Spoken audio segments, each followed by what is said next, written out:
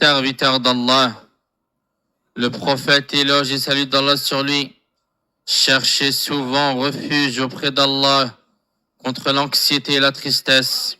Selon Anas ibn Malik, Allah l'agrée, le prophète éloge et salue d'Allah sur lui disait fréquemment: Oh Allah, je cherche refuge auprès de toi contre l'anxiété et la tristesse, la faiblesse et la paresse, la lâcheté et l'avarice, le poids de la dette et la domination des hommes.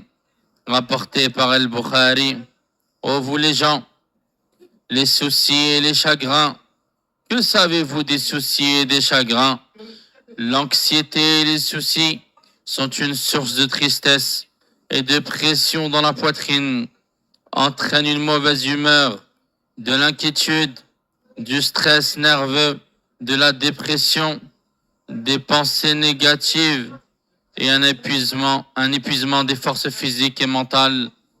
L'anxiété et les soucis sont la moitié de la vieillesse, cause de maladies et de souffrances, et engendrent l'apathie, la paresse, la faiblesse, l'échec et la déception. L'anxiété est une maladie grave, une aversion, un fardeau, une dépression, un stress, une agitation, un désordre, des illusions. C'est pourquoi Satan cherche à attrister le croyant, à provoquer ses soucis, ses chagrins et ses peines. Comme le dit Allah, exalté soit-il, sur la traduction des sens du verset, la conversation secrète n'est que l'œuvre du diable pour attrister ceux qui ont cru, mais il ne peut leur nuire en rien sans la permission d'Allah.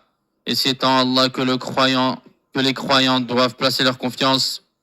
Satan peut tromper l'être humain et le pousser vers l'abîme des soucis, des chagrins et des peines, resserrant sa poitrine, gaspillant son temps, égarant ses pensées, troublant son humeur, lui faisant perdre son bon sens, épuisant ses forces et son énergie, lui enlevant son bonheur et sa tranquillité, et l'enfonçant dans la paresse, le décourageant de travailler et d'œuvrer, et le détournant de l'activité et de l'effort.